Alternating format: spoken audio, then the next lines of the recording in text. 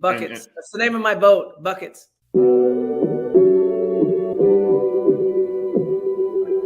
Buckets.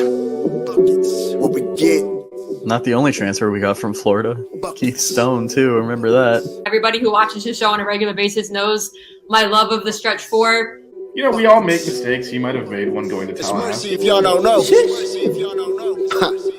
Dribble to the left, cross over to the right. Hurricane to the game, many buckets for the night. Matt with the pick and roll, Melissa with the give and go. This Shally-oo, hoodie girl dunking in the hole. Check the scoreboard, this what we fall for. Beat the gameplay, they want an encore. Yeah, overtime for another round. It's buckets out the buckets, baby. You out of time. It's buckets. What it is, homie, it's buckets. Woo! We getting buckets. Yeah, baby, buckets.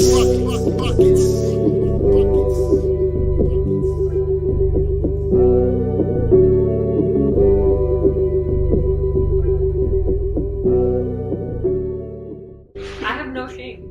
I know. That's the problem. You guys are awesome. What is going on, guys? Welcome back to another episode of Buckets. I'm Matty Ice. He is Vish. She's Melissa. It's March Madness. Melissa, how we feeling? More free basketball this evening. I love it. The Oakland NC State game went to OT, and Oregon and Creighton are in OT currently. So Matt might be a little distracted. What's going on, Vish? How's it going? Good. We went a whole day without bad Canes news, so I'm pumped up now. It's been Right. a while. It's been a while since we've survived 24 hours without something horrible happening. So, I think we should ask. although I guess Matt- I should shout out to the baseball team for actually doing something horrible today. So that's Yeah. Matt, how are you doing? I know you're a I'm big fan of good. Jack Golke. Are you okay? Yeah, I'm okay. It's okay. I had the over on 9.5 points on Prize Picks. He went over, got me some money. So Shout out you to know, our sponsor, went out Prize with a Picks. bang. yeah, our Yeah, sort of but- sponsor. They're now banned in Florida, so it's but if you're Not not here. in Florida, you're not in Only Florida. one of the three of us. The only one of the three of us is actually in Florida. I'm just Hey, gonna go out on a if- limb and if- say the majority of our viewers, though, are from the Sunshine State. With that said, Bill I is not mean, in Florida. With that said, Max check is out not Matt's in if Florida. you're if you're in a basement in California like me, you can do Prize Picks. So have And- at it. and check out Matt's Twitter for tips as he tweets them out. Yeah. The little parlay did not hit today. Yeah, we win some Baycott. of this thing. Baycott went over, and one of the I mean, I think I got my money back, and that was about it. But so I mean, you didn't lose money at least, but you know. Shout out to Dan Barry, who, as Melissa and I suspect, is probably not even here anymore. But anyway, shout out to him anyway. Shouts out. Also, it's been a busy. We haven't been together as a group It's been a bit. since the post game, or I guess the We season haven't out for the we men. haven't Like, done we haven't 10 done days a ago. pod together for the past week. Yeah. 10 days. It was last Wednesday. Canes got eliminated on Tuesday. We did a show together. I mean, the for last wrapping that season up, and a few things have happened since then. two shows me and Vish did were very depressing. Yeah. I will say though, shout out Okay, to hold Matt's on. friends. Is Matt's screen frozen? I Or is it? I think so. I think he's frozen. Matt has the Creighton Oregon game on, and it's going back. No, but he switched it to his phone. I but he's thought. still Well, frozen. we've definitely lost Matt, and But, he's shout out- stone faced. He's shout out stoic. to Matt's friends that were on the pod on Tuesday. Yeah, They definitely. did their March Madness special. His friend Brendan actually called Jack Golke going off, which was kind of hilarious. Matt is now officially gone. I just like for the record, I did not boot him out of the stream. He froze and exited. Oregon want that just turned the recorded. ball over, and they're down one with a minute and a half left in OT. So Carlos Sainz just passed Max Verstappen on the second lap here. It's the Formula One race kicks off. Watch hitting the apex on Tuesday. ooh, Creighton's up 3. Well, let's look who's decided to return. Oh man. What's up, man? Wi-Fi's killing me right now. Because you're watching the game, like I'm following the game cast right now. No, I don't have it on. I Oh. turned Yeah, it no, off. he's just Oregon, Yeah. Oregon's giving the game away. Buckets takes priority, so Kane's cat's heat is watching. Well, he's watching the Formula One race. That's what he's talking about. Beautiful passes, not basketball related. It was a good overtaker on the outside. Shout out to Carlito. He got fired, but still doing Matt, the show. in case you missed it, I shouted out both of your friends that were on buckets this week, especially your guy Brendan that called the Jack Volke insanity before it happened. Yeah, no, I got to give it to him. I mean, he knows his stuff. He watches even more games than I do. He watches all the mid-major tournaments. Mhm. Super well versed with basketball. He's actually a high school basketball coach too. I told you guys he created his own offense. He did it's like a fast tempo Princeton offense. So he's one of the best basketball minds, I've been around. So it was cool to have him on and for you guys to meet him and Tommy. But yeah. Kane's cat's heat is talking about F1. Wait, no, it's gone. It's blown up. The beginning of buckets is a mess. We gotta do buckets. Oh man, it's on fire. Yes, Vish. someone else is gonna win a race. Vish, focus. I Focus. can't, man. We've been waiting a year for someone else to actually win a freaking race, and his engine just blowed up. Stuff happened. All right, I'm focused. I'm locked in. Let's go. We Portal. can gift that later. Portal. Let's talk Talking about about Portal? What do we start with? Let's talk about the one guy that everybody on buckets is talking about. Matt. Is it everyone or is it just me? I think it's just me. I've been talking about him. Yeah, I mean, me and Vish talked about him last episode too, and I will gladly talk about him more. Do we want to start Portal or start existing whatever's left? Because I think the Portal is defined by what's left on the team, right? Okay, well, I mean, we can. There go hasn't through been that. any movement, but I guess so. Just to quick recap, who's left on the team is Nigel. Right as of now, yeah, Nigel, Wooga, Keyshawn, Matthew, Norchad. That's your starting five right now. If we had to roll a ball out there and play, and then Jobé off And the then bench. the incoming freshman, right? Yes.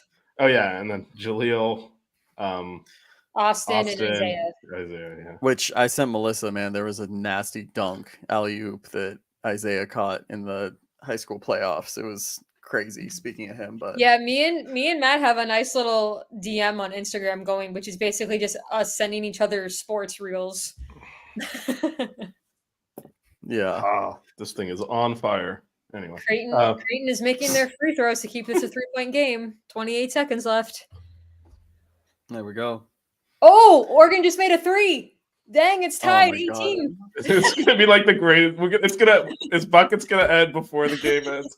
Matt, I only have the game cast on. I'm not even watching the actual So do game. I. Well, I have I F1 just- on the TV in here. I have major FOMO when it comes to college bat. Like my phone's at 50. I'm gonna put it on.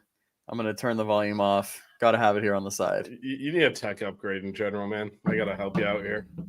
Well, I gotta plug my laptop directly into my Wi-Fi extender. I think that's the thing I need to do. I don't know. How old is your laptop, though? It's not that old. It's like 2-3 years old. It's borderline. It's marginal. Oh, really? We'll talk. We'll talk. Oh, You dang, might need okay. You might need some help. I don't know if it's because I don't know if it's your Wi-Fi or the rent you're locking up again. I think it's your Wi-Fi because you turned your phone on and it started messing with your computer because they're sharing bandwidth. I don't have my Wi-Fi connected to, or I don't have my you're phone just connected to. you're Wi-Fi just right going now. straight up. I'm going straight up cell data. Yeah, that's how we're doing it right now. Too important. Can't miss out on it. But yeah, no. I mean, so do we want to talk about? So you mentioned everyone's still on roster, right? Do we want to talk about any? You are constantly freezing up, man. Go ahead. No. I mean, I'm we gotta sorry. fix it. I don't know what to can't do. You can't not talk on the show. It's like so. I don't know what to do either. We're not doing the show without you. So tell your Wi-Fi to suck it up. Double overtime. Oh my God. Matt's dying. Are we? Oh Jesus. Midnight One of the Buckets best was games. a relatively safe We prospect. in this game. probably should have done 12:30 buckets. No, it was a relatively safe bet given given that the game should have ended like 20 to 30 minutes before the show started, and instead Yeah. it's gone What's to up, double Nate? OT. Shout out to Nate. Okay, I'm not gonna say anything. I won't follow the game cast. But if Matt's watching it, I have to also. I mean, the Gamecast is always quicker though too. Yeah. No, it's way quicker. Anyway, yeah, so maybe we'll pivot to all right, so out of that, I know we've kind of done this before, but who do we think will actually still be here? Hey, Because then we have to start. That's where we start. And then we talk portal and like plugging the gaps in, right? yeah. Well, I think for sure Nigel. I mean, obviously, I think Joe Bay is going to still say. But that's not a. Besides the one troll that's trolling my Twitter account, he's not a starter. Yeah, he has basket very high IQ though, so I don't understand what your problem is. He should clearly be the starter, all ACC first team preseason for sure, based on what we saw. I mean, how could you deny that? Yeah. I feel like Cleveland, Keyshawn can kind of go either way, right? I think that Keyshawn's more likely gone though than Cleveland, but I think there's a good chance Cleveland's even gone.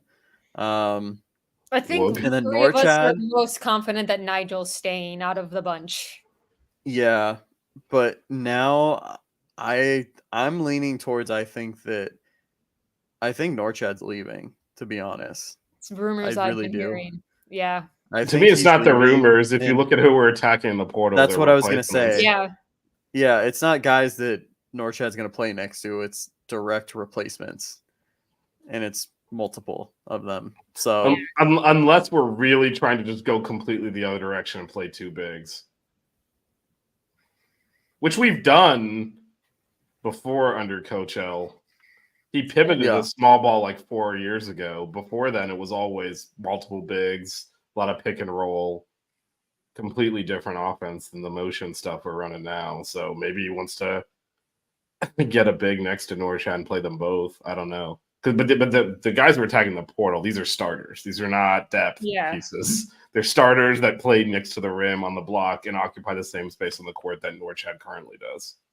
Yeah. So I'm also hearing a lot of, I mean, obviously it's all speculation and rumors that he's leaving. So yeah, I mean, again, fishing for an offer, and there's a lot of steps. His leaving in the portal will involve a lot of financial considerations.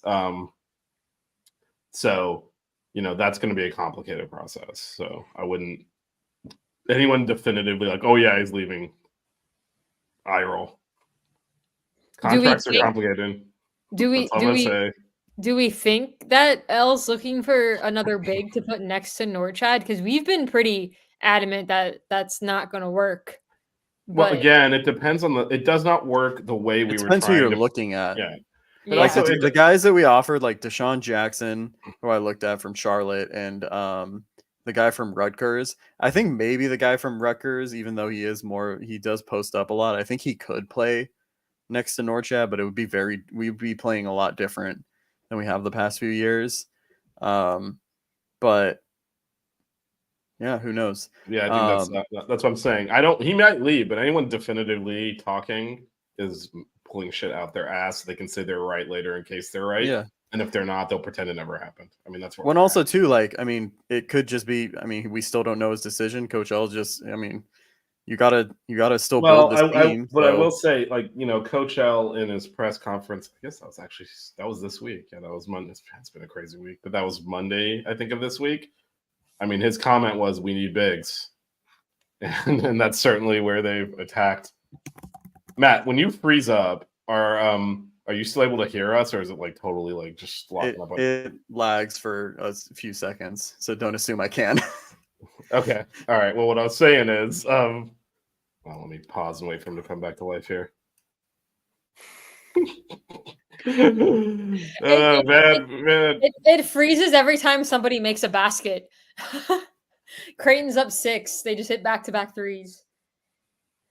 All right, Matt's blinking to show us signs of life. So, yeah. So, but I mean, No, he I'm did say he was back. going to Go attack ahead. bigs because I think I think he thinks either way he's going to need big men. He'll figure it out.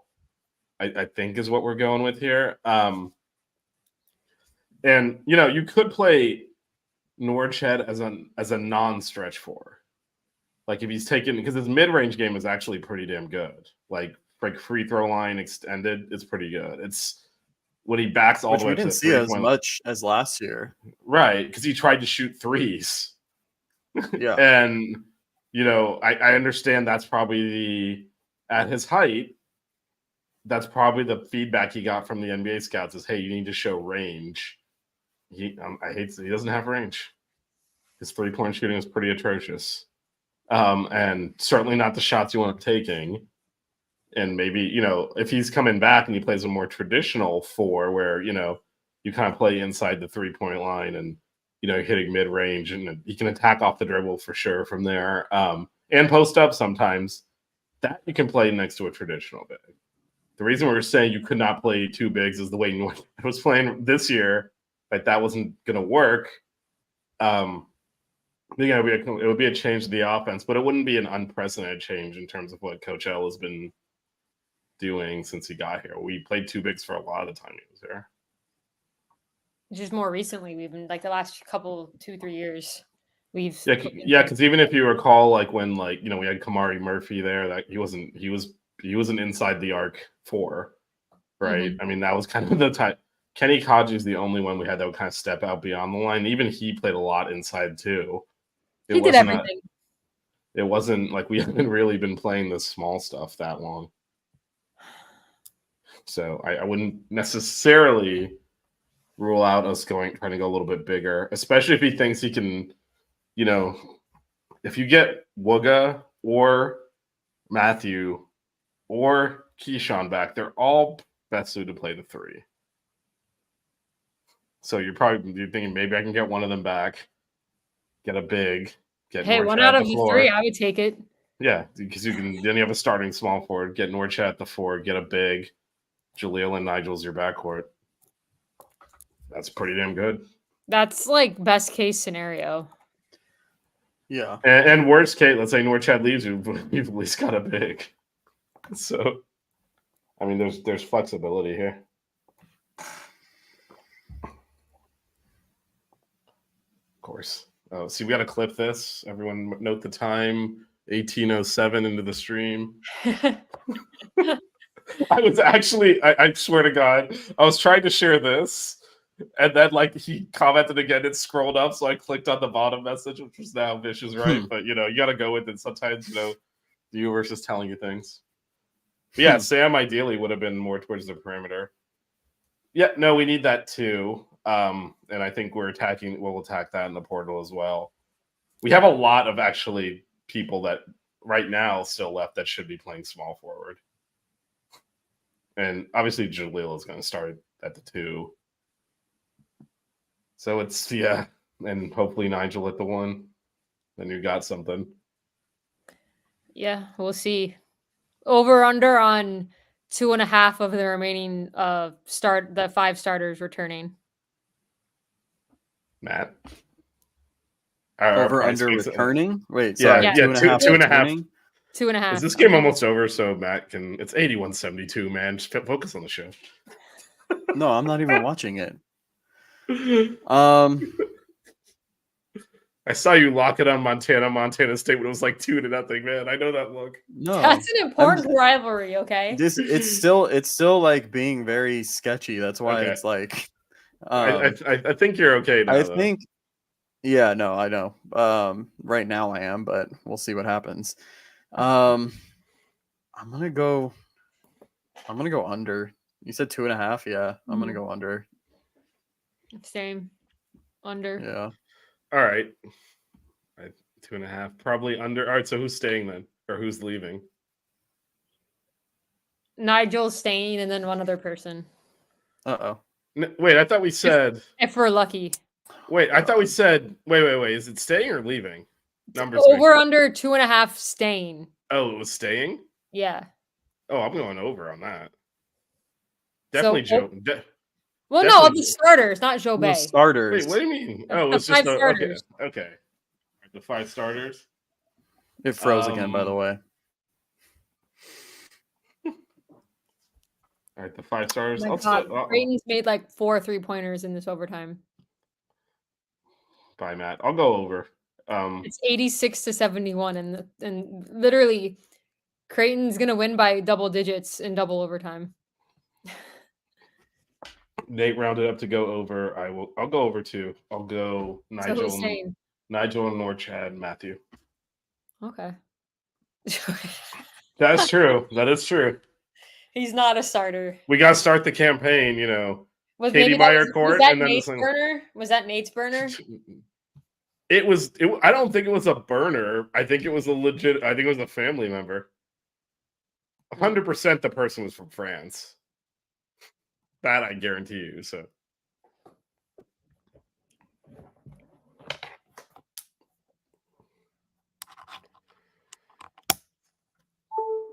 Plug my computer in. As we wait for Matt to figure out what's going on with his computer, he has returned. This is getting ridiculous, man. Yep, that's why I think he'll stay. So I went 3, and I went Norchad, Nigel, and Matthew. He could transfer again. If he doesn't graduate, he can't leave without sitting.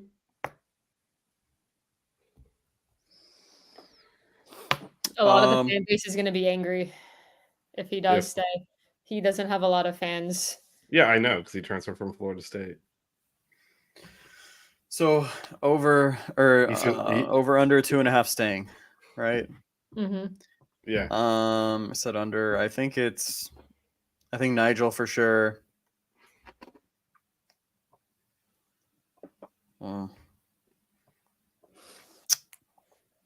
I don't even know, man. Creighton won. I'll say Norchad, but I don't even feel it's one. Nigel 100%. Anyone else? I don't know. I won't just even have a say feeling- 100% with Nigel. I'll say like 80%.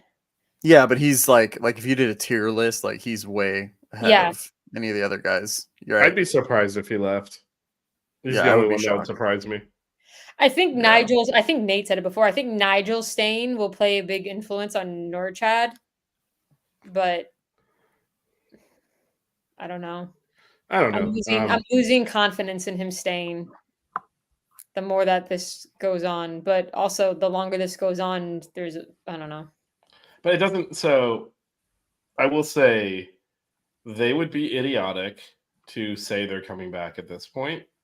They need to get paid. Mm-hmm. They need to work out the money. They need an announcement that they've signed an NIL deal in conjunction with the I'm coming back for one more year. And the way you get paid the most, they have agents, obviously, that are handling this, is to fish for offers from other schools. You say you're coming back, you lose all your leverage. Both of them are out of NIL, their NIL deal this right now, after the season. So they need to renegotiate that. They need to get paid. It's business. You don't lose your leverage. It's going to be a very long off season. I think it'll happen pretty quickly after the tournament's over. They'll start looking. I think they'll shop around for offers anyway, so that they have something to negotiate with, even if they want to stay. And sometimes that results in you leaving if you come back and we're like, okay, we're not going near that. What do you guys think of Bensley taking a visit to St. Joe's or St. John's? St. John's and St. Joe's are very different. Yeah, St. John's. Sorry, I don't know why I said St. Joe's. Yeah, that's because it's the first time they're running in the heat, man. But the other two races were at night. Yo, save it for F1. This is basketball. Basketball. Yeah, but the engine just blowed up again. So wait, so what do you guys think of Bensley taking a visit to St. John's? Makes sense. I think it's a Yeah. good fit for him. Definitely get like a starting position there. I don't know. I think he's a major conference starting point guard. And if Yeah. Nigel announced he was leaving, I'd want Bensley back to be our starting point guard. That's what I think of him. So I think he's certainly St. John's caliber. Yeah. I'm not It's sure what it's their roster looks like. yeah, it's hard to find a guy that's, you know, that intense on defense, you know, and whatnot. I think a lot of the problems he had here can kind of get worked out in another system, you know.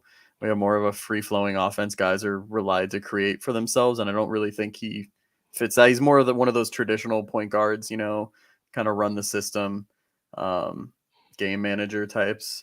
So I do think, you know, it's a good fit for him if it does happen.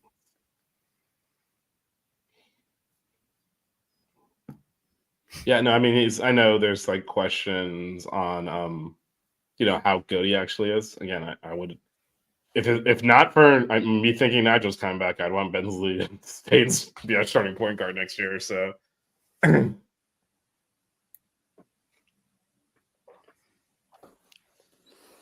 Rudy Fernandez says they have good NIL money for basketball. what's it?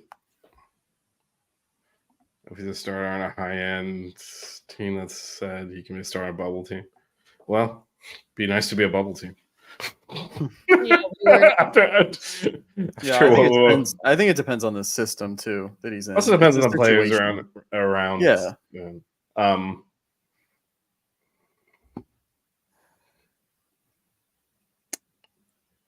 So Where do you yeah, think, where do you think AJ Casey and Chris Watson end up?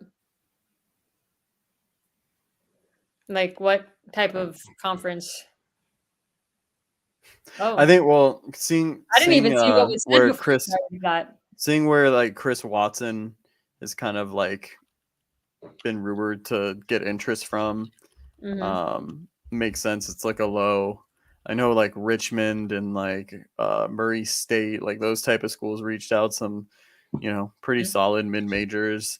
I think somewhere where he can just get some, you know, a lot more consistent playing time, whether he's starting or not. I'm sure he's going to want to start somewhere. I don't know if he's going to find that situation. But do you think he's good? I was actually thinking this, but do you think he's good enough to play? How good is DePaul right now? They are a Big East team. DePaul just had an awful year. Maybe But they isn't Shaheen Holloway their coach now? He took over after St. Peter's, right? Yeah, but because I think didn't he go to DePaul or whatever? Like that's his former school. I don't know. Or no, that's Seton Hall. Sorry, the whole thing I was thinking. Wait, I was like, no, that's Seton Hall. Yeah, never mind. Yeah, no. No. DePaul's been down for a while.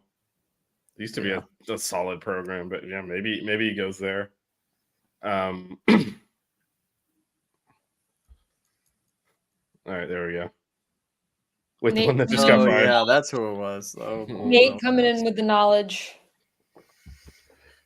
All right. So who else entered the portal? I guess do we see Nwoko? Yeah, Nwoko entered the portal. A lot of the teams that it doesn't really make sense to me because a lot of the teams that are recruiting him, he's going to be coming off the bench too.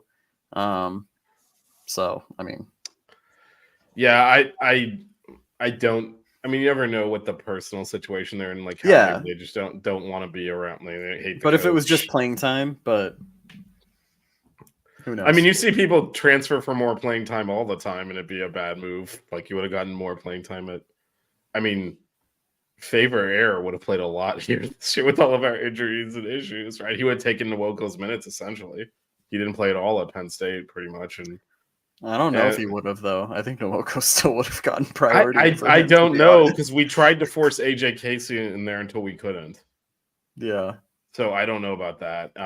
If you remember, Nwoko at the beginning of the year was really bad. Really bad. So you think another year in the system for Favor Air, maybe he would have gotten. I don't know what that pecking order would have been. Yeah. Obviously, you couldn't. Yeah, no, he's back in the portal, so. I would not be surprised if Nwoko takes a similar trajectory. He's very raw, and he apparently thinks he should be playing more, which is a bad combination.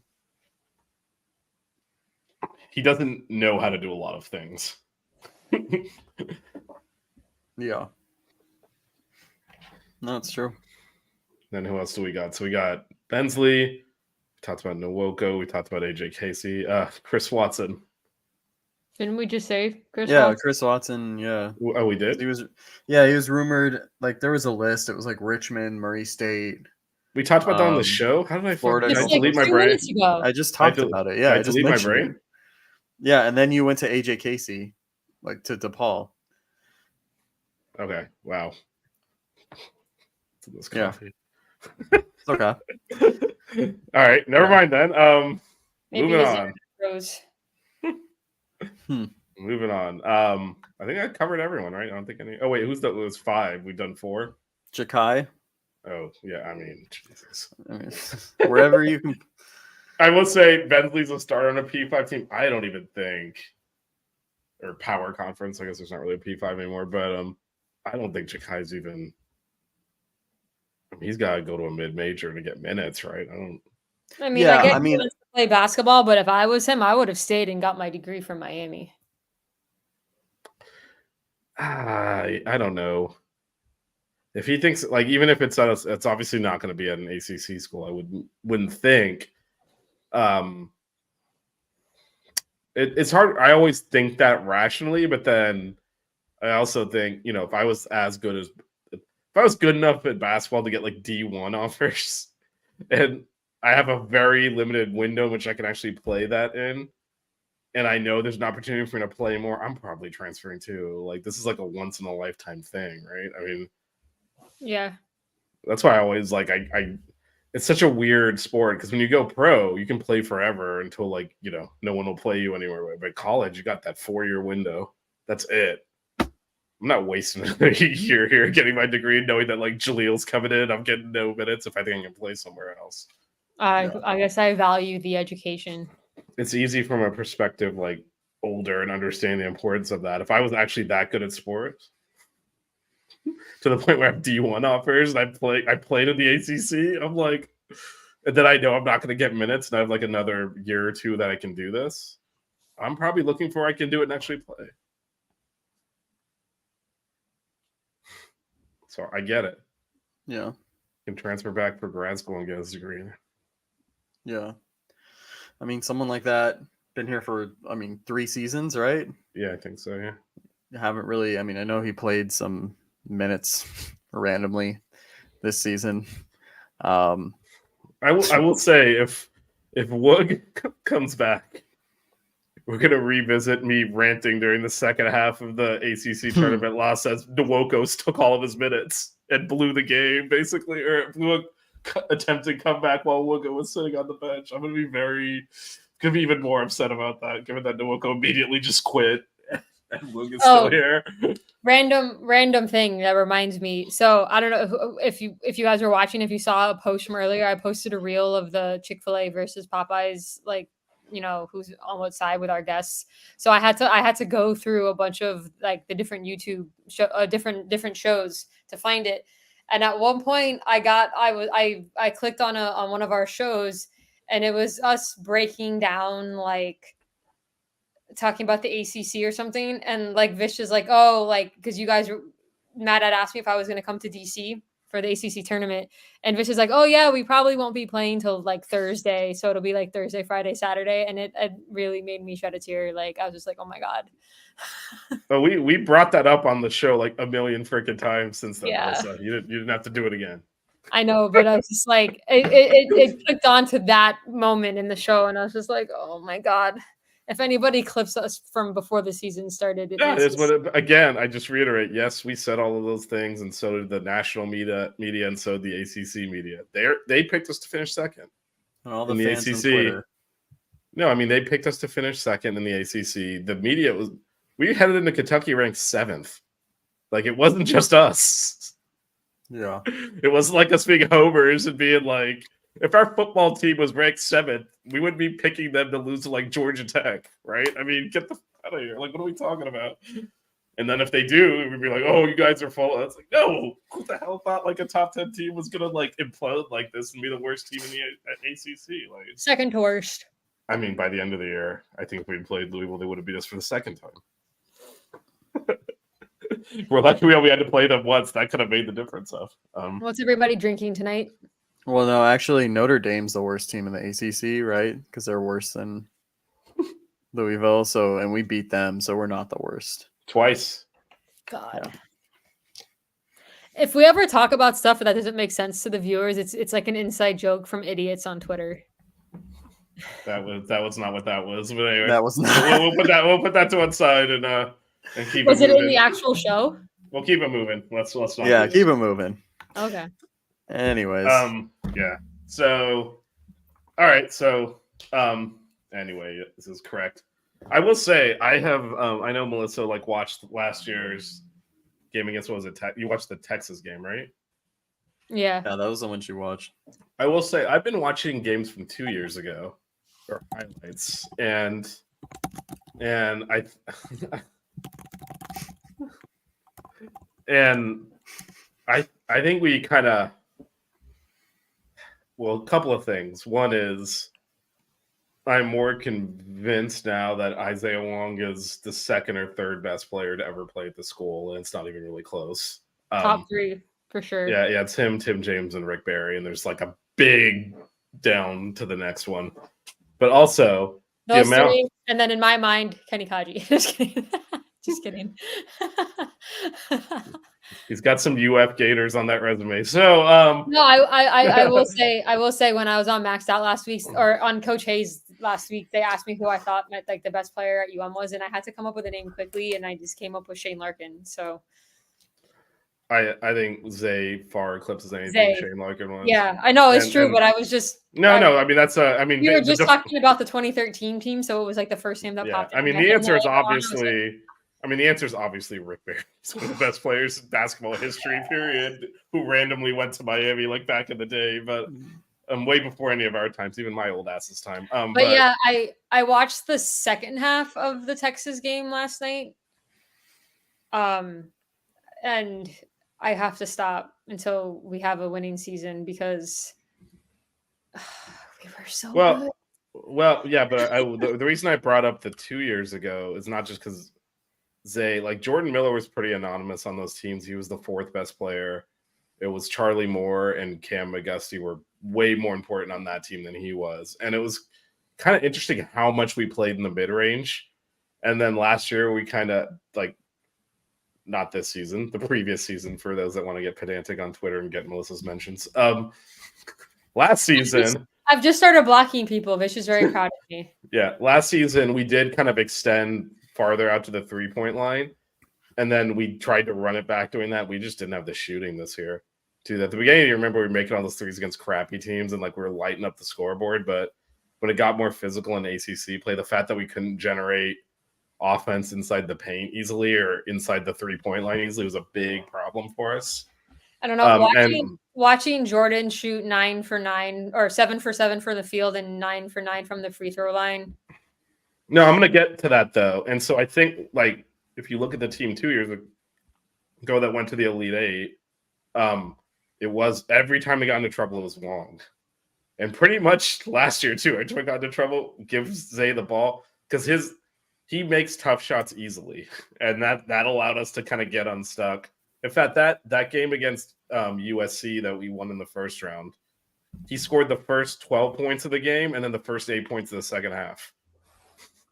That.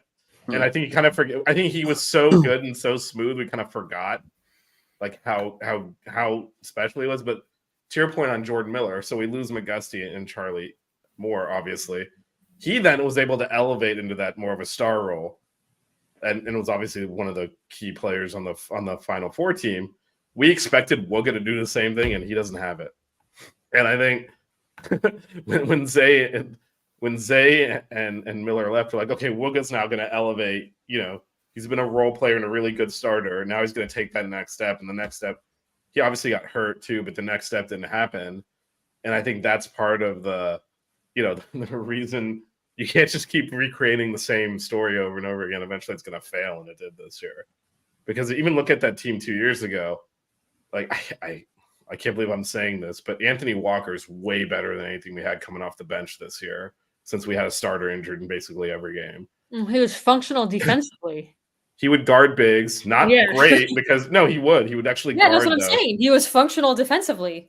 and he was able to hit some mid-range shots and stuff and do like Nwoko couldn't make a no, he was I'm telling you because I've been watching this and I'm like kind of stunned at how he was okay. Like you want to limit his minutes anyway, but he was solid and we had so much frankly bad play this year.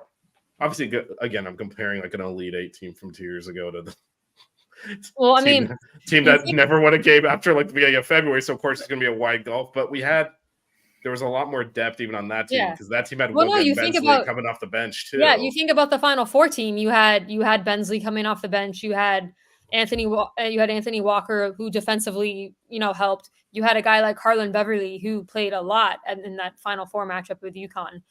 And then this year, coming off the bench, you had Bensley or Keyshawn, and then everybody else. Yeah, but again, so I think you can see a through line there too, because the Elite Eight team, Wugga was a freshman, Bensley was a freshman. They developed over the course of that year much better than Nwoko did, than Joe Bay did. And I know Keyshawn came in a lot more advanced, and then he kind of plateaued. He was actually better at the beginning. He kind of went the opposite direction, but I think he was better at the beginning of the year than he was at the end of it. But like we didn't develop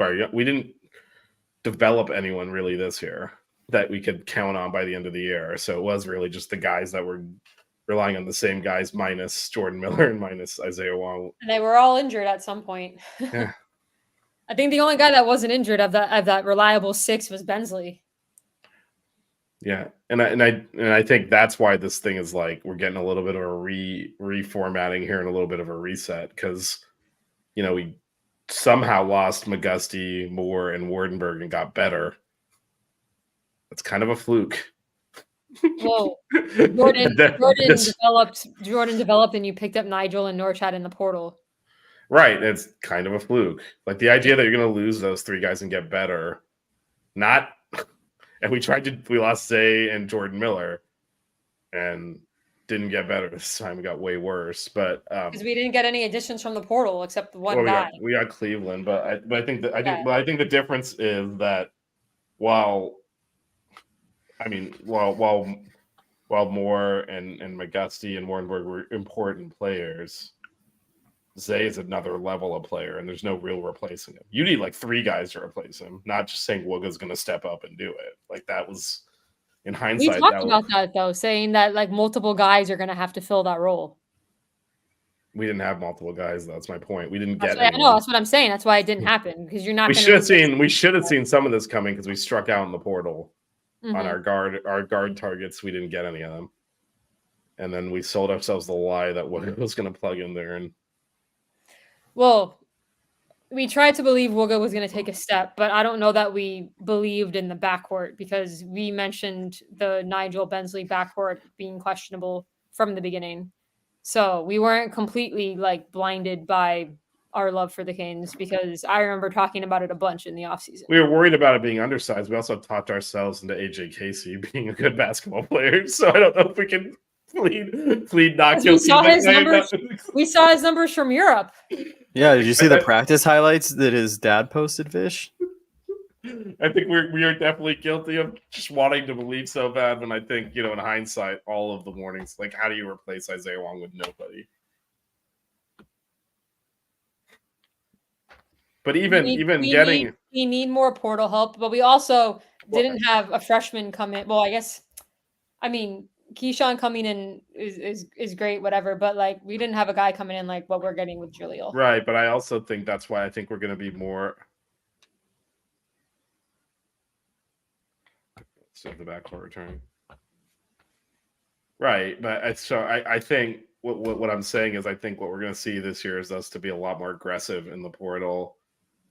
And well, yeah, you already see it like with how many guys we've been in contact with more guys this offseason so far in this short amount of time than we have all of last year. Obviously, we're going to be losing more people, but definitely more aggressive. Yeah, because I just don't think I think we understand there's going to be a shakeup. Time regardless, and I do think part of it will be a stylistic one. we've probably squeezed all the juice we can out of the orange of the way we've been playing. It took us to a Final Four. Oh yeah, no, there's nothing wrong with it. It's just again, unless somehow Zay gets to come back to college and play that last year out, he's the thing that makes everything work because he's one of the best players in school history. Well, And I mean, you talk about we didn't get our guard, from the portal. It had Cam Spencer come to Miami, he would have been the starting 2. right, but we didn't get him. But also too, like we only went after like what? I mean, we went after Cam Spencer, and there was like one other guard, right? Yeah. I think our concern. Yeah, we got everything we can out of it, but one of the main reasons we got that out of it is because we had a generational shooting guard that stayed here for that long, which never happens anymore, by the way. But that carried us through that. Again, if you go, that team doesn't get out of the first round in either of those years. If you take Isaiah Wong out and put a normal starting shooting guard, college level shooting guard in there, and that's what we. He's one of the best players to come through Miami. Right. And he stayed for 4 years, which again, like you said, doesn't happen. Right. And so that is some I think we kind of underestimated again, because I've been watching all these old games. I'm like, man, we would have been pretty shit without Zaya. like we would not have been a good basketball team. And I think and so I think we kind of underestimated and to your point, like and what Matt was saying, yeah, we went after Cam Spencer, like because we thought, okay, that's a starting. No, we just need people. Yeah, like we need a lot of options because you don't have Zay, and I don't think we realized that because I think we were. Look, we can talk about how we were certainly concerned about the Bensley Nigel backcourt. I don't think Coach L was nearly as concerned about as we were, and he's like, "Yeah, this is the only guy I'd really consider. Pretty much the only guy I'd consider an upgrade over what I'm going to start here. So, no point going beyond that." And I mean, when we talked about that, about the starting of Nigel and Nigel and Bensley, I mean, I mentioned like offensively, I was concerned. At least I think we all were offensively as well, not just in terms of height, because Bensley wasn't, his role was a lot different. The past 2 seasons, he was that guy off the bench that's going to play really good defense. He wasn't a guy that was going to create his own offense. He was, maybe catch and shoot a 3, have an open driving lane, and he could make a layup. But I mean, we kind of saw like he couldn't really figure out that role. And I think it put a lot of pressure on Nigel as well to do a lot of the scoring and playmaking.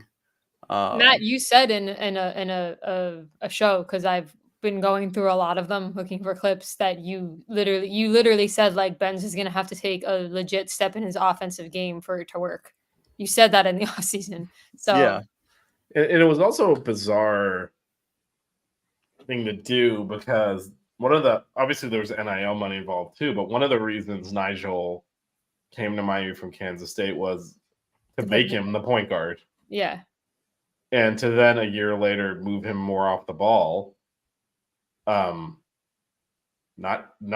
again, this is all obviously the season went completely off the rails, and now it's easy to say like these were poor decisions, but some of these we were talking about before the season as well. Like that was the whole point of him coming over. It was to run point, and now you got playing next to another point guard. Didn't really line up that way. So, but I do think one thing I like about Coach L, and this is actually the question I asked him at the ACC tip-off, if you remember, was about how he's changed styles over time, and he answered it with like, I build around what I have. If I have 2 bigs, that's what I'll play. I think he underestimated how far away we were from a good team having lost. And I think by the end of the year, in the press conference, we flatly say, like, what went wrong? I was like, we don't have Jordan Isaiah anymore. It's like, that was like acceptance of he effed up on terms of the portal, the way we attacked it. Like, you weren't ever going to replace Isaiah's talent. So you need to get like 3 guys to kind of bring his production in play. And we got no one because we were like, oh, that's our best starters. And no, you gotta fill the roster out. And then obviously the injuries didn't help. But look, we misevaluated Chris Watson pretty heavily. That's when we got to own. It sounds like Coach O got that one right because he was never comfortable playing him, and when he did, it kind of showed why. Mhm. So, but him knowing that, he should have been more aggressive in getting another guard in here. I mean, nobody can anticipate the injury problem that we had. I mean, if you look at the Elite Eight run, we played our 5 starters most of the game, every game. So not real. No, we didn't. Though that's the thing. Like watching it back, we had coming off the bench, we had Anthony Walker, we had Wooga and Bensley coming off the bench. That's what I was saying. By the end of the year, they could give us a solid 5 to 10 minutes. Especially Wooga was big in that tournament until he melted down the Kansas game. But he was on the court to melt down in the Kansas game because he had earned a role on that team. And that was what I was saying. Like, Keyshawn came in ready to play.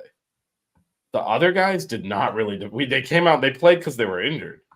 But that's what I'm saying though. Is I think like to start that season, we really just had our 5 starters, and then Coach L probably just assumed like, oh hey, as the season goes on, someone will emerge. I don't think he thought, okay, I'm gonna have 1 or 2 guys of my starting 5 or 6 injured every single game, and have to have a true freshman who signed in the middle of the summer play significant minutes, or a guy who's sitting the bench for 3 seasons play in the final 4 minutes of the UNC game. Like, that's not stuff you anticipate because you don't expect to have 5 guys injured. Right. But again, that Elite Eight team had more functional players on it, not just the ones because they developed, but at the beginning of the year they did not. But you're gonna laugh now, but like we had other players on the team like Deng Gak and stuff. There were bodies there that you could run out there that were way better than the crap we had this year. And they didn't have to play, like you said, because they didn't get injured. But I would certainly have been more comfortable with like him on the court than some. I mean, Rodney Miller was 57 years old at that point, but he was. I mean, we had bodies there. Oh my god, I remember Rodney Miller. No, he was on that team. Like you forget. That's why I was like, That's why I don't know why I decided I'm going to go back 2 years, but I'm like, we had a lot of dudes on that team. They didn't have to play because as most of us said, we stayed healthy, and obviously you're not going to pull Zay off the court to like give Rodney Miller a bunch of minutes, but like Wooga wearing 55, like you forget some of this stuff. Like he made significant bench contributions on that team. And anytime we put a young player, even when Keyshawn was playing well, he would do like 15 dumb things. And we'd be like, this guy is so talented, but the IQ is not there. And we just never really developed. And then we had a short bench because we were kind of Goldilocks in the portal. It's got to be just right, or we're not going to take it. So, given that, assuming we have 2 or 3 players stay, and the freshmen coming in, how many players approximately do you think we need to get from the portal? You asking me or Matt? I've been Both. talking a lot. Why don't Matt? Wasn't Matt after this first? Okay, so I'm gonna just assume. Can we just? You can say your assumptions and then give a number. Well, you had 2, right? So let's say we're at 5. We got the 3 So- freshmen. You had Nigel and Norchad. So let's say those are the And those Joe are the 5 Bay. guys. And Joe Bay. Oh yeah, Yeah. Joe Bay. 6. Can't forget Very him. high basket IQ. Okay, sorry. I need to like physically. I can't just like theoretically think of it in my head. I'm like writing out who's, you know what I mean. I mean, you got to add. To me, it's you add another guard, right? Because you have 3 start. So you have Nigel starting at the point. You have Jaleel, right? And then you have Norchad, and then I think you bring in a 4. Either a stretch 4, Michael. A big. Um, Some big. Well, next segment we'll talk about after we get through this. We'll talk about some guys. okay. We might be targeting. And then I would say just another guy, another like guy that's kind of like a two-way guy that can kind of create offense and play some defense as well. I mean, just another guard like that. So that's 2. So that's 2. And then I would say, I mean, you have to bring in a big off the bench. I don't know if it's like a grad guy that played at a mid-major or something. Just, hey, you're going to play 10, 15 minutes. If Norchad gets in foul trouble, maybe it's a little more. So 3. Possibly a small forward. And then maybe just like a guard type position, if you can add, and then I think you just try to add depth, right? So at least 4. Because you're Yeah. saying you need to bring in a 4. You need to bring in a big off the bench. You need Mhm. another guard. You still need a small forward, assuming we don't keep one. Well, I think you add a guy that can kind of like yeah, a but that's guard what I'm that saying. can That play. you need that 5th starter, assuming Wooga and Cleveland. Oh, okay, got you. Yeah, so at least 4 there, and then you still need to build out your bench because you've got the big off the bench, a guard off the bench, your 3 freshmen. I do And think then- Schwartz is like can be a rotation guard off the I bench. think so. Obviously, I think Schwartz got can some, also, but you but you also can't just don't wanna completely rely bank it. on that. Yeah. He's I think he's Yeah. really undervalued because Jaleel is in the same class with him coming in. yeah.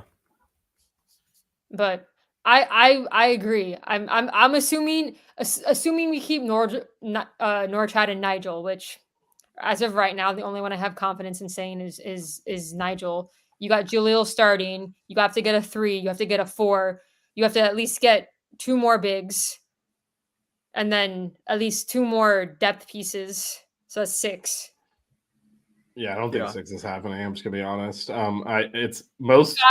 5 would be amazing, but I again, think most teams are running light and have empty scholarships now, just because the portal happens, and you gotta make decisions on the grad transfers are actually easier because it's like you're renting them for a year. If it doesn't work out, it doesn't work out. Yeah. You have to otherwise look at, for example, obviously Matthew's a higher caliber player that pretty much anyone would have taken out of the portal. But if you go below that level and it doesn't work, so you go get a freshman that's transferring. Like, what if Norchad stunk? And then he just I'm going to stay in Miami and I'm Nicaraguan and no one else. I'm going to just be on the roster, occupying a roster spot for 3 years. Like, that would have been a disaster.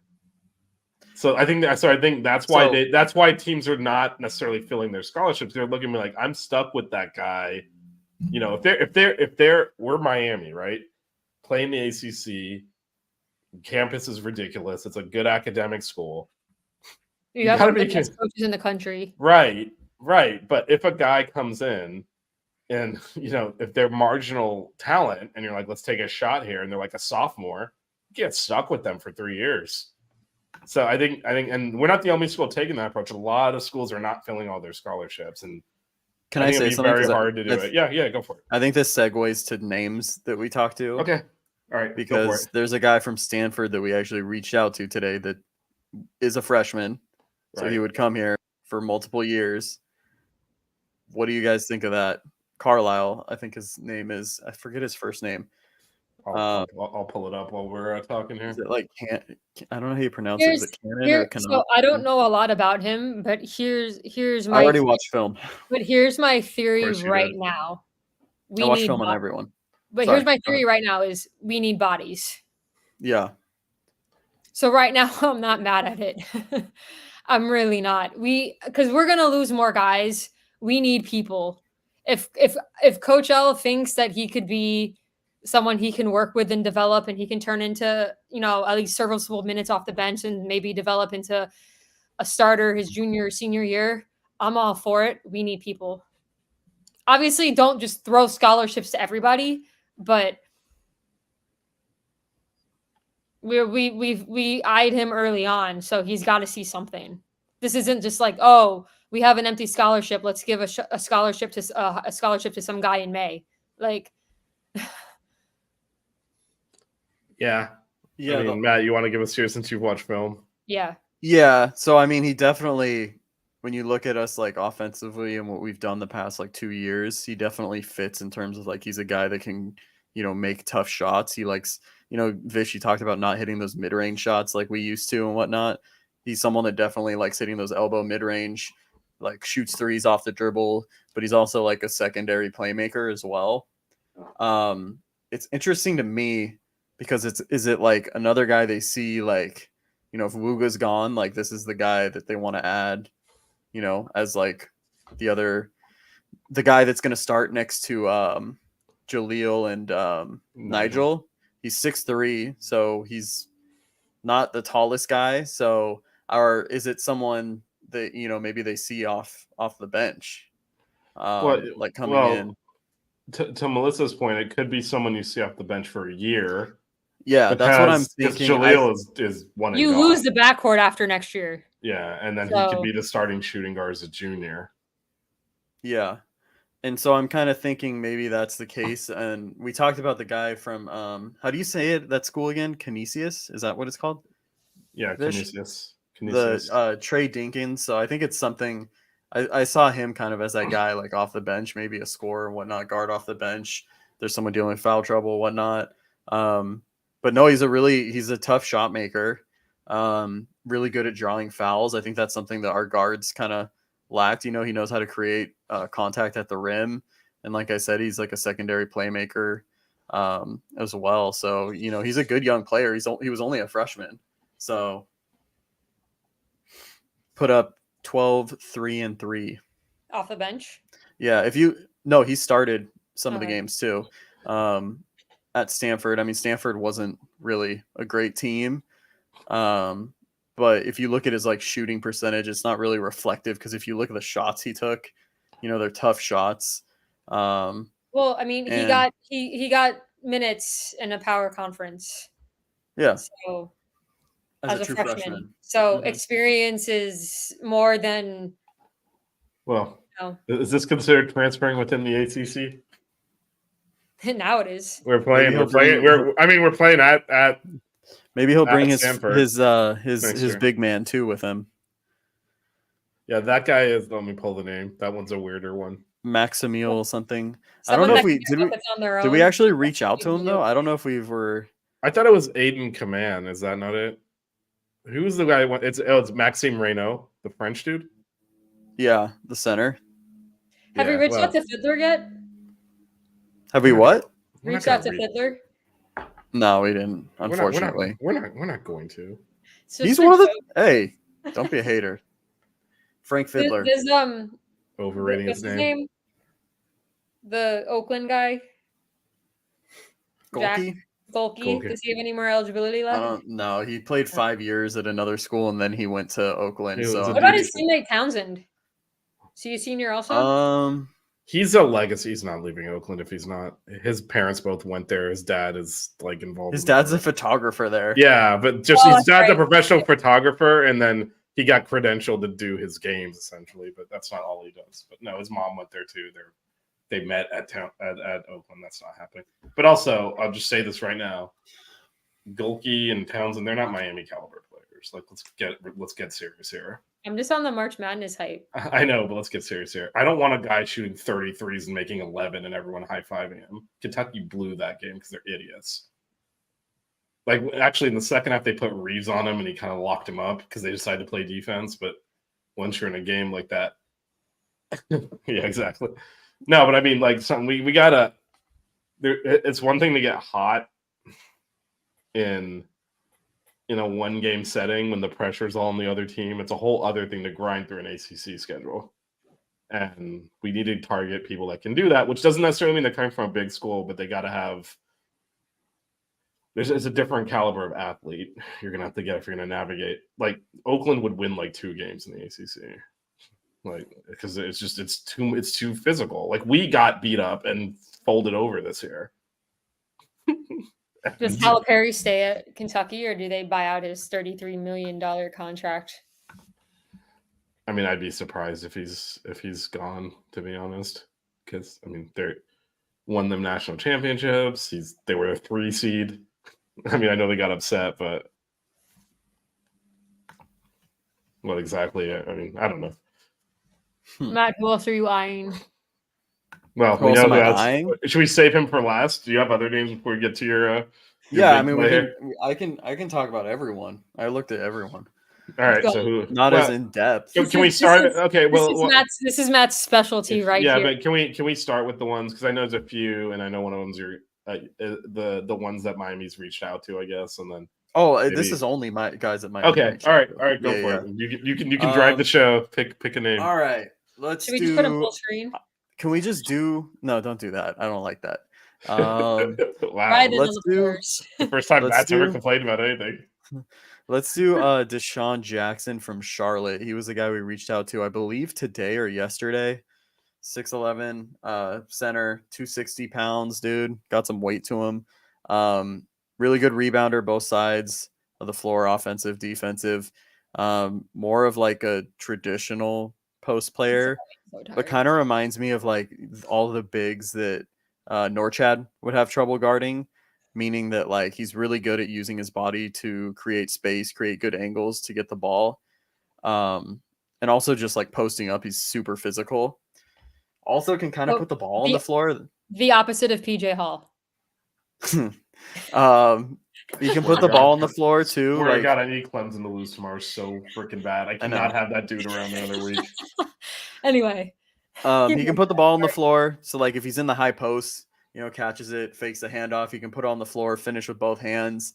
And he also has like similar to like Norchad, that little elbow jumper as well. So, to keep the defense honest so they can't just like stand right under the basket. But yeah, no, I think he's a good target too. I mean, I see him more as if Norchad doesn't come back. I don't see Norchad playing next to him. Even though he does have the ability to knock down some mid-range shots, that's not what he does best.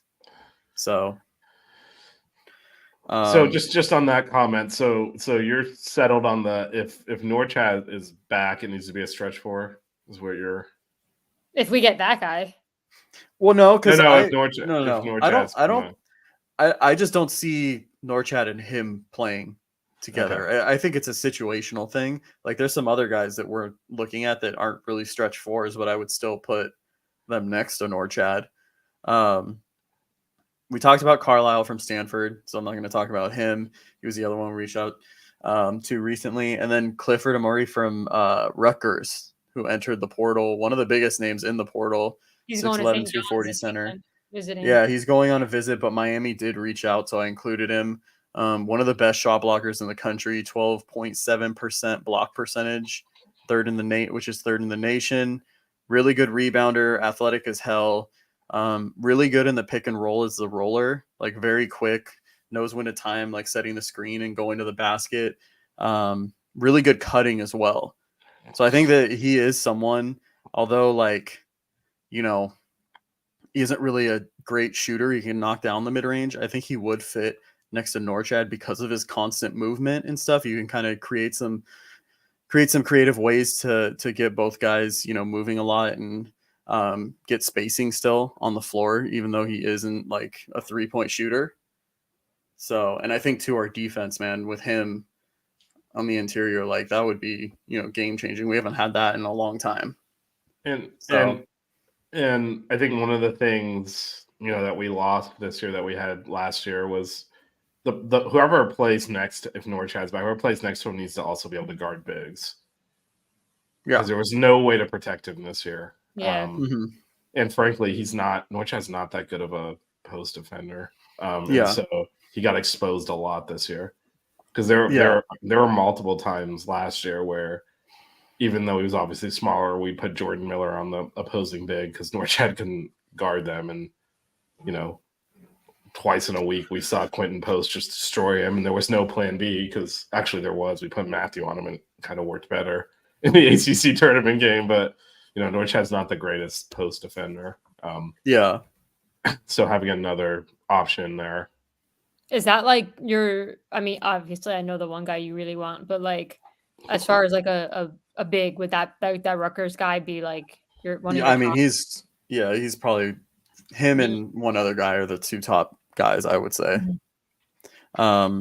But then Brandon Johnson too. He's someone that we reached out to and is going to take a visit. I don't know exactly when that. He's coming on campus, right? Yeah. I think he's from Eastern Carolina. I want to say that's the Pirates, ECU. right? Yeah. Definitely like the epitome of a stretch four. Yeah. 6'11", and he's not just like stand on the line and shoot threes. He's 6'11". Yeah, that's what is it not 6'11"? 6'8". Yeah, he's not 6'11". Oh, really? Oh, I don't know where I saw 6'11" then. 6'8", whatever. Let me put that in just so I remember. He's like a volume 3-point shooter. Definitely like he's not someone that just shoots like straight up from the 3-point line. Like he's been practicing only shooting from there. He's got a natural feel. He can shoot from deeper.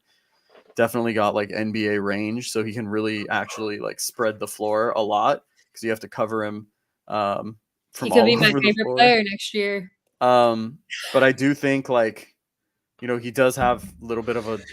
I mean, he's a good offensive player. He's pretty good posting up. Got some soft touch and whatnot.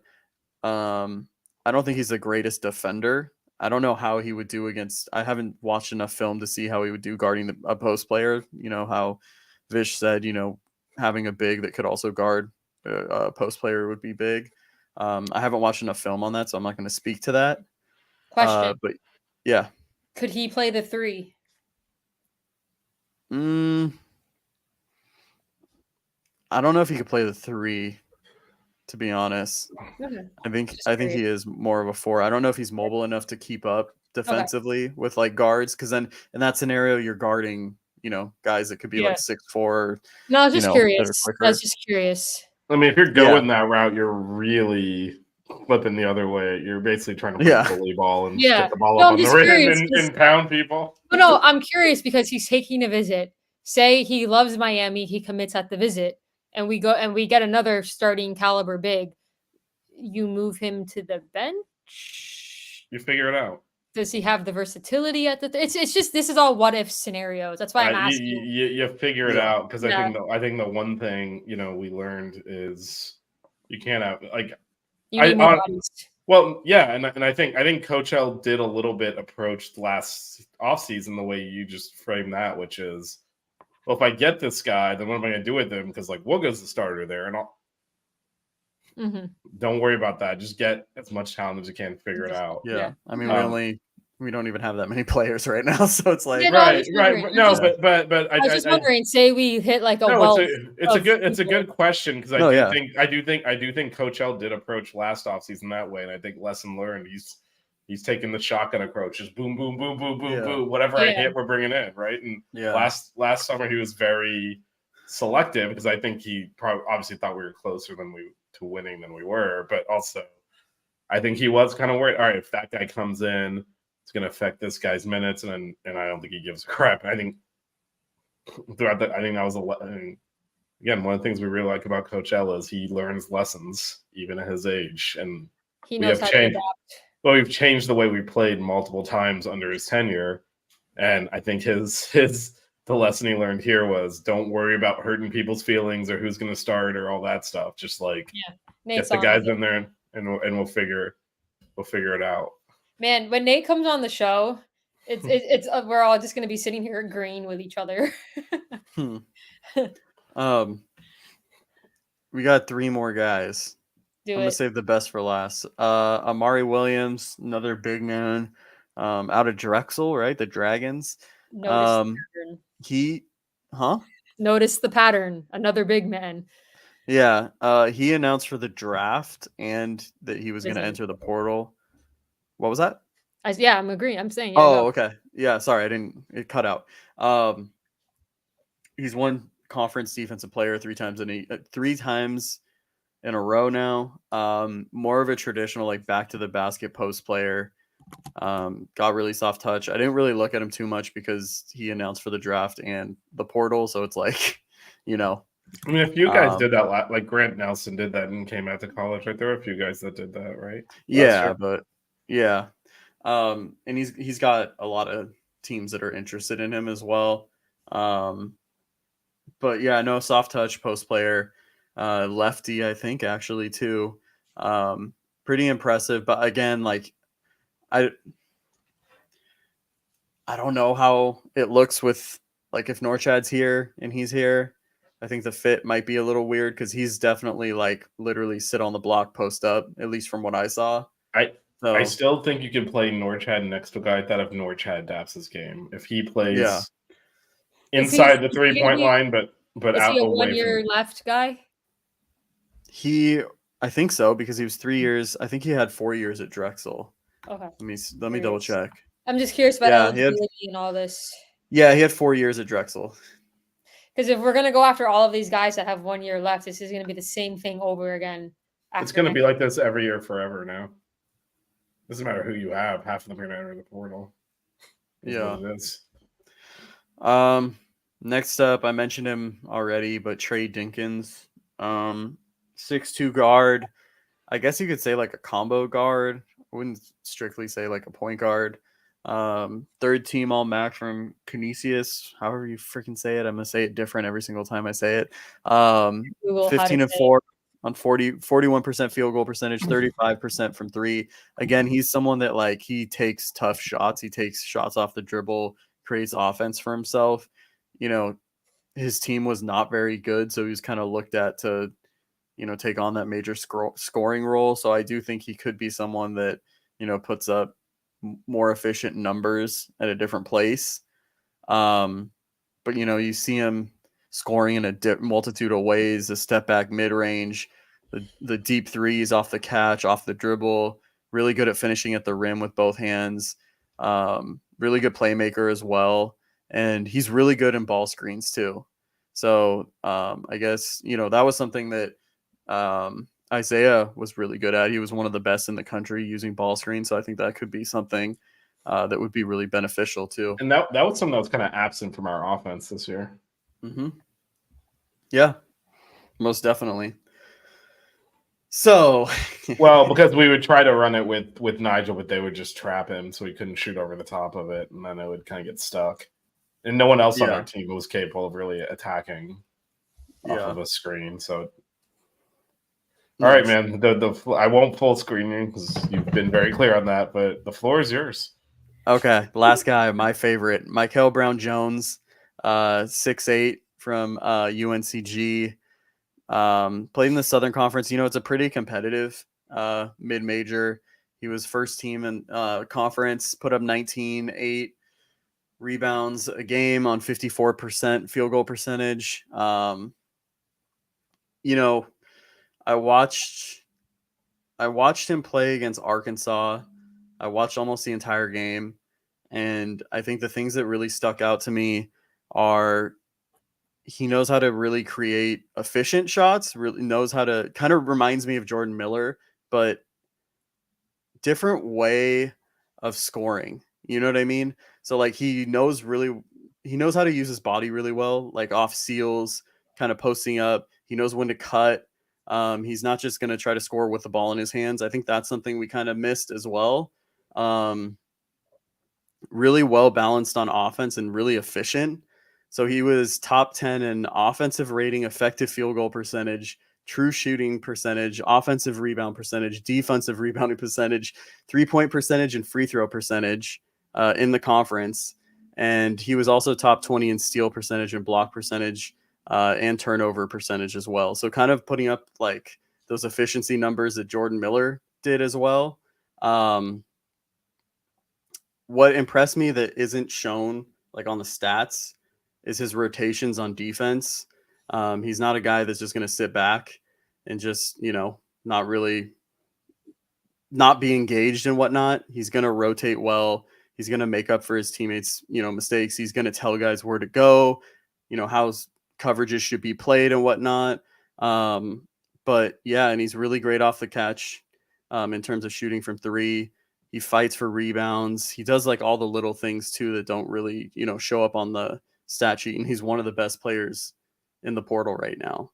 And yeah, I mean, if we got him, whew, man, I think no matter what, like he should be target number one next to, you know, the center from Rutgers, just because, I mean, I think he actually like, because this was me and Vish talked about him before the guy from, we reached out to the center from Rutgers. I think that he's a guy that could adapt and actually kind of play the three, because I think he's quick enough to guard smaller guys and to guard bigger guys as well. Would he be your best fit next to Norchad if Norchad came back? 100%. Yeah. Next to Norchad, yeah. He's got a good last name. Yeah, he does. Well, part of it. I will say, appreciate it, Nate. If he ends up committing to Miami, whenever that is, there will be an emergency episode of Buckets just so Matt can celebrate on air. Oh, I'm jumping in my pool. I shouldn't have said that. Actually, no, I'm not jumping in my pool. That was premature. You did If- it for the Elite if he Eight, and then we commits made to the Final Miami- Four the next year. If he commits to Miami, will you eat a Chick-fil-A chicken sandwich live on the show? Oh yeah, I'll do that. We're not anti Chick-fil-A. It's just not as good as Popeyes.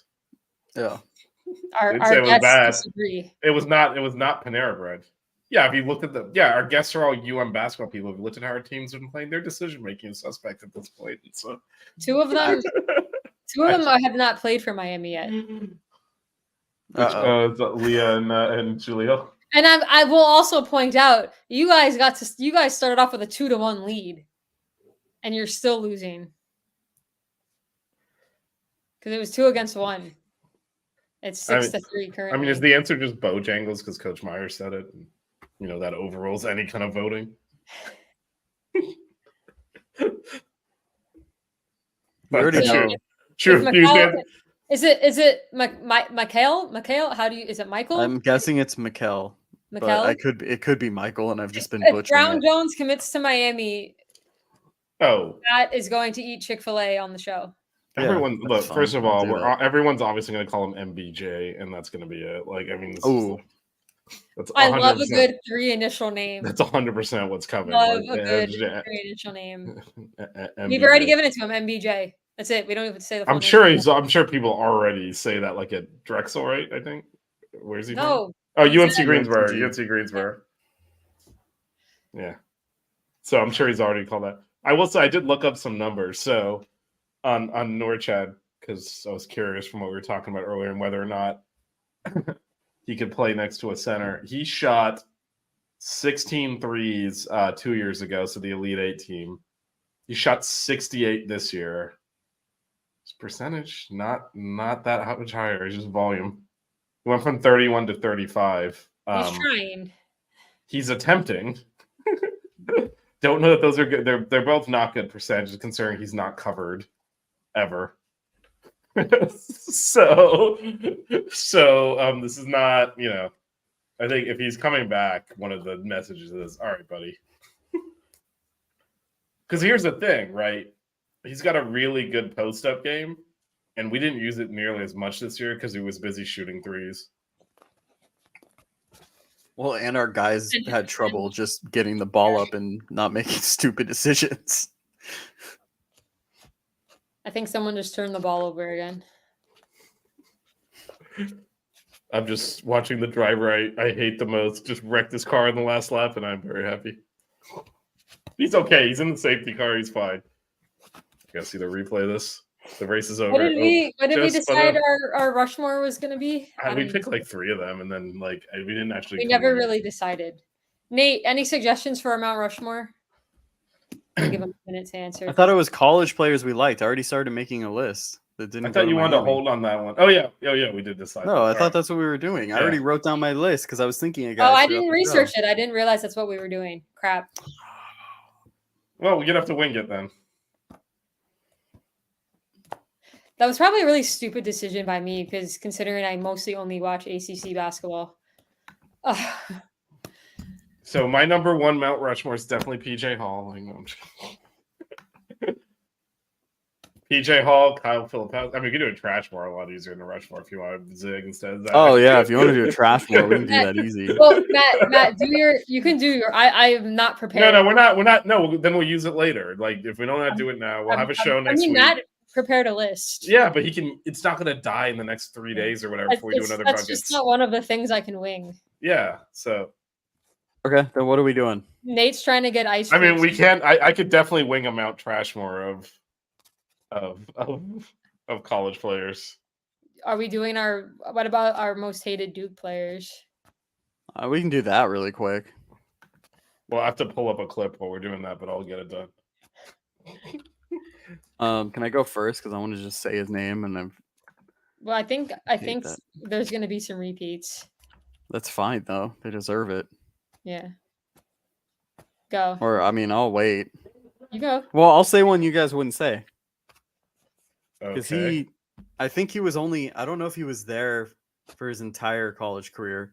Dante Jones. Oh, that's a good one. That guy was Yeah, a dick fuck in the him. NBA too. Yeah, he was on my Trashmore NBA player, so I'm gonna keep it up.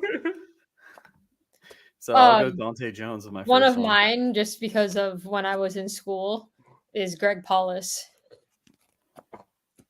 That's a good one. I should be writing these down, right? Hold on. Yes. Oh god, I gotta find this clip.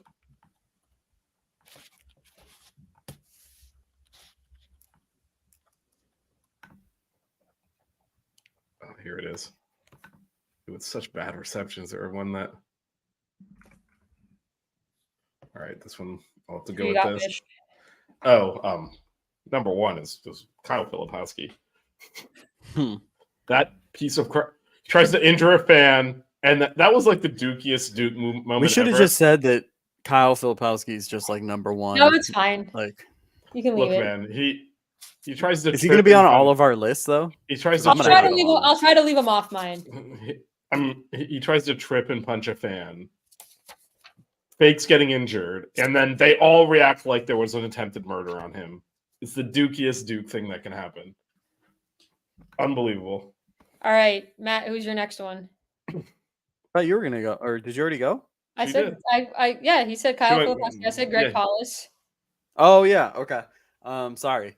I'm gonna go with Grayson Allen because he's a piece of shit. God, there's so many to Fucking choose hate- from. One of the I'm gonna dirtiest. ask- Are we Grayson gonna go? Are we Allen's- gonna go no repeats? Is that? Are we gonna make the no repeats? because I rule? have to put Grayson Allen on my list because he is a Yeah, piece everyone has to. Can we include women's players in this? Yeah, who is he trying to go for here? of shit. Who's the women's player that Who's your second, Vish? Nicholas has Kyle Singler in there, which is a good one. It's a good one. I'm trying not to do repeats. I have to have Grayson Allen on mine. Sorry. Who do I want to go with? I know my fourth one is. That's why I'm pulling a clip up for. 'Cause I just need. I'm trying not to repeat here. If I say Shane Battier, Melissa will kill me. He was annoying as hell. He did help out the show, so I. will That's not- what I'm saying. You would kill me, but you I don't won't screw kill this. you if you want to put it. Screw you can that. put it. Shane Battier. He's annoying as hell. Hmm. And no one say Carlos Boozer because we need those kids. All right, Matt, who's your third. Oh. This is gonna be so random. But Kyle Singler's a good one too. I'm gonna go with someone off the wait, what is it? Do I want to go with him?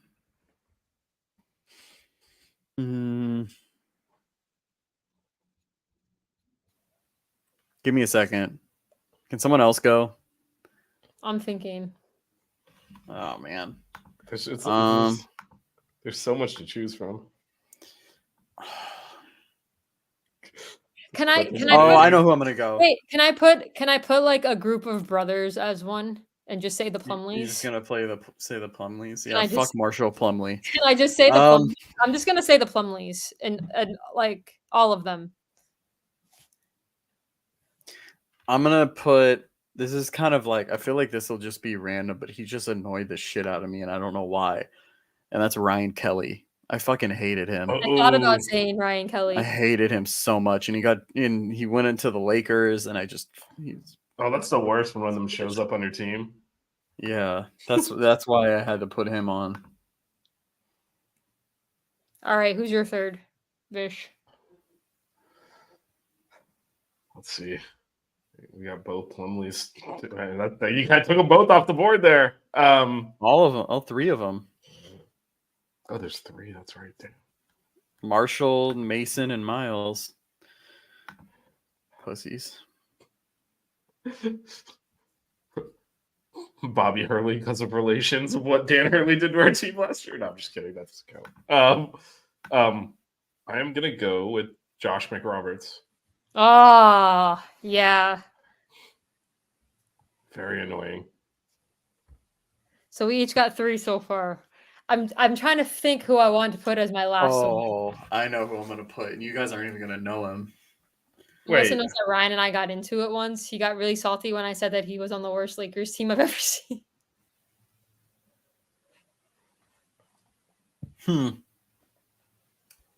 Hmm. You guys aren't gonna know the last one I have, but it's personal. It's not business. It's personal. I mean, it's your turn, right? Oh, is Yeah. it my turn? Yeah. Oh, so shit. what are we Okay. waiting I for? said the Plumleys Okay. before you did. This is okay. This is Oh, like wait, a wait. double. Do you have? How many Yeah, you I have got? three he has already. Dante Jones, Grayson Allen, and Ryan Kelly. I have Greg Right, Paulus, right. Grayson Allen, and the Plumleys. Okay. You have Kyle Filipowski, Shane Battier, and Josh McRoberts. Okay, so this is going to be a name that a lot you guys probably won't know unless you really remember playing Duke, because I think he only played there for 1 year and then he transferred, or he was there for 2 years. Didn't live up to the hype. He was a really highly recruited guy that was from Huntington Beach. Oh, He went to Modern Day High School, which is like, if you're from the area, it's this like snobby private school. They're really good at sports and whatnot, but he was on one of the douchiest teams, and he was just a D-bag. Did say not hi like to him. Debbie. It's not Debbie. And Usually only we're getting Debbie is asleep. it's the off season And and Melissa so- unmutes her phone for non-Debbies. so that name is Taylor King. I have no idea. Who I don't even know who person that is. That's why I said you weren't going to know him. I'm trying to think. Fucking Taylor King. God, even Grayson Allen's face is punchable. I've got my fourth ready to go in a video clip and everything. If you want me to go first, if you're still thinking, Melissa. Yes, Matt Liner did go to Modern Day. He's a huge Do it, douchebag do it, too. Dish. I All right. played him. I played him basketball. He sucks ass. He's a fucking idiot. All right, so Nate actually mentioned mine. Wojo is the most annoying. Do you guys even know who he is? Yeah. He was a point guard in the late 90s. Wasn't he an assistant there I too? think he might still be in this. He's definitely a coach somewhere. He was like Yeah. 5 foot tall and was dirty as fuck. And everyone would fawn at him. Of course, it's Wojo, look at it. And I'm gonna show you a clip. And this is like typical Duke dirty play and then faking an injury. It is. Can you guys see this? I think so, right? Yeah. All right. He's the little shit guy here. Here we go. Let's roll the tape. Wait, what number? 11? He's right there. He's the guy who's going to tackle Jamal McGlure and then pull his ankle and then fake like he got his back. Look at this fucking guy. What is he doing here? What is McGlure doing? Wojo is hurt. Well, McGlure wouldn't let him go. This clip That cuts was before he gets crazy. up and starts clapping like he's like playing through pain, even though he grabbed Jamal McGlure's leg, tried to tackle him, and then Wojo trying to fake straighten bent out over his the back of back him. here, And that's stretch when it he hurt out. his back. Yeah, I don't know why What McGlure a just didn't bitch. relax, and he had him Watch this. twisted up inside. Now here you see, Paget didn't want to throw He's gonna that wrap ball his in leg there, up. Jim, because he knows McGlure doesn't have Look good at the hands drama. or the move that he's going to make. Now, see, he has him right here. All he has to do is relax and Fuck let him that guy. alone. By the way, they were up 17 that game and lost. Ridiculous. Fuckers.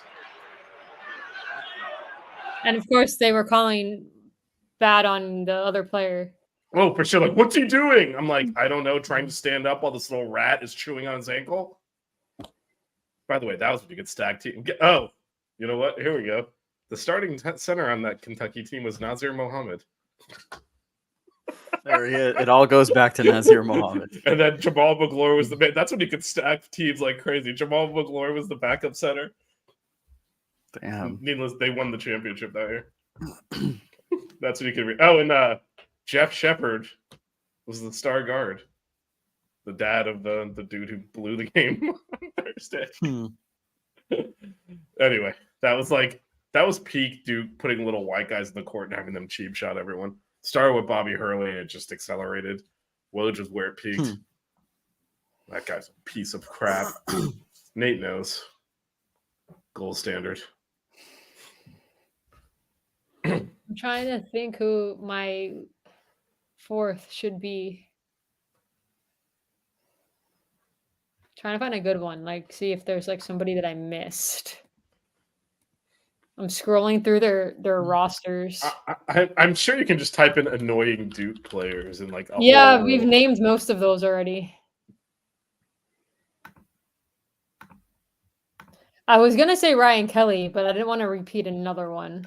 I thought Goldwire was pretty annoying too. He was there I for a few mean- years. He was super scrappy and dirty and fucking. I mean, Shire could go on the list. Oh, that's true. Nolan Smith too. Fuck him. Oh God, like I can't think of who's a Duke player I actually like. Elton Brand was. There's one I do like. I like Quinn Cook. He was a really nice guy when I met him. He's a Miami Heat assistant coach. Quinn Cook was cool. I like Delta Brand. Oh, dude, Luke Kennard too. Fuck him. Oh my God, there's so many. I met his grandparents. And Matthew Hurt. I fucking hated Matthew. I Hurt met too. Luke Kennard's grandparents. I was at a game, and I was with one of my friends who hadn't been to a game in a while. So she was asking me about the players as the game first started, and asking me like who's good or whatever. And I was like, oh, like Luke Kennard, like that's like they're one of their best players this season, blah blah blah. He's averaging this, blah blah blah. And this older lady turns around because she's sitting in front of me. She's like, oh, that's my grandson. And I was like, thank God I wasn't saying shit. but he sits when That would have he been pees. awkward. I was like, oh, he's really good, you know.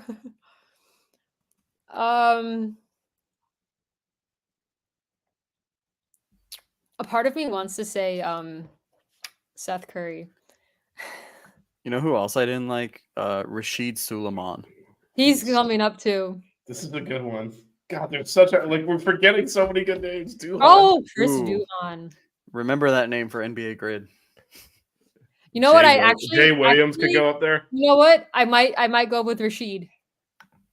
Suleiman, remember dude. it. He got kicked off the team too. Yeah. I mean, but then that's a plus though, so it makes him a little bit more likable. Should I go with Seth Curry? Seth Curry was a transfer. He was still on the team. No, you can go with whoever you want. I don't expect you to say Alu Abdul Nabi or something. So I'm surprised no one said Austin Rivers. I'm surprised no one said Christian Leitner. He was only there. I think that's on everyone college basketball fan. Like the player they hate most in college basketball history is Christian Leitner, and none of us named him. I mean, I'm a little young for Christian Leitner. I kind of am. Like I remember, but I was like, should I just say No. Zion? I'm just scrolling through these names and I'm like, oh my God. is there like a documentary called like I Hate Christian Leitner or something? Yeah, there is 100%. Yeah, but see, the thing with him is he was dirty. He's a Duke player. He's a white guy. Of course, he's going to be dirty, but he was so freaking good. That's why people hated him. So it's a little bit different. He's not some like little gnat that's like he's scrappy, and you're like that guy is just trying to injure people. What do you mean scrappy? Gerald Henderson. Oh God. Can build several Mount Rushmores out of this, and Melissa can't pick a fourth. I've already Too much gotten like Named a 12. few. It's because there's too much pressure. You can't mess up your Mount Rushmore. I know, that's why I just said the Plumlee brothers. I know you Mike already cheated and Dunleavy. took 3. Dunleavy. It's just so much to choose from. You know what? I'm gonna go with Kyle Singler. That was a Just good one. because he's such a punchable face. So my 4 are Greg Paulus, Grayson Allen, the Plumlees, and Kyle Singler. I mean, so absent the because we kind of round robin, we tried not to repeat. We did all sorts of stuff here. Grayson Allen got named twice. That's it. Can we? So is he the one that we agree is the worst? Yeah. I think when it's all over, Filipowski might be up there. He is making a run for it. Right. It's an outside. He's a long Yeah. shot. He's a long shot because Grayson's put together an impressive resume. Matt said Dante Jones, Grayson Allen, Ryan Kelly, and Taylor King. I said Taylor Greg. King randomly making the list. I It's said hilarious. Greg Paulus, If you Grayson knew him, Allen. you'd have him on your list. Greg Paulus, Grayson Allen, the Plumlees, and Kyle Singler, and Vish said Kyle Filipowski, Shane Battier, Josh McRoberts, and Wojo. Couple of Heat players on there. McRoberts was on the Heat at one point. I wasn't happy about that. He was on the Lakers at one point too. Chris I know someone said Duhon earlier. Yeah. No, it was, A lot of it was point guards. Nicholas. I mean, the Mavericks had Christian Leitner, Cherokee Parks, and a lot of these dudes. Kyrie Irving now. He could have gone on there. He's on the I mean, match. he barely played like half a season though. Yeah, too. that's true. Yeah, So you don't really. plus, you hate him for other reasons, not because of. Not the association with Duke. Yeah, he's not a Duke. Like when you say why do you hate? Yes, we see you pointing. When you say why do you hate Duke players, it's not because of the reason you hate Kyrie Irving. It's a whole other thing going on there. Yeah. Duke players is basically the annoying little gnats that everyone fawns over, and you're like, what are you talking about? That guy's a piece of crap. Speaking of pieces of crap, did you see our boy from Texas today? What a garbage human being. Oh, the guy that he threw to the ground and they didn't call a Brock flagrant two? Cunningham. What a piece of shit that guy is. He did it in the first round. He's trying to injure players left and right. Now you saw he got kicked in the nuts later. That was nice.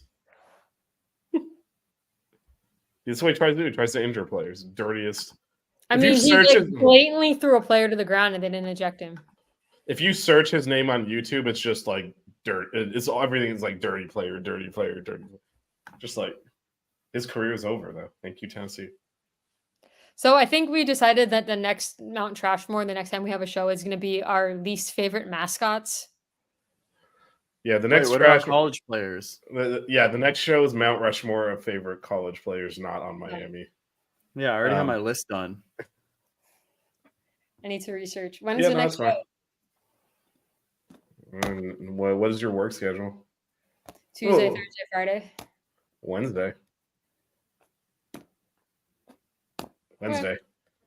Unless, Norchek goes in the portal on Monday or something, it'll be emergency. Or I don't know if she'll be able to do a show after that. Well, I don't think she'll. Well, I mean, she's at work. She flat out can't do it. It's not like she gets a 2-hour break to come sit here and talk shit with us. So if she's at work, it's just not happening. But we'll have to spin something up. I mean, she might have to leave work if that happens, and I wouldn't blame her. That won't happen, but I wish. That'd Dude, be hilarious. if we get Nobody understands. If we get Michael Brown Jones, oh my god, I'm literally leaving work and rushing to go do a show. After you jump in the pool. We'll pick up Chick-fil-A on your way home. She doesn't forget anything, man. You agreed to it. It's over now. I don't care. It's what if he commits on a Sunday? Just think about that. What if he commits on a Sunday? Then Matt's screwed. He can't do it then. It'll still be me if Norchad leaves.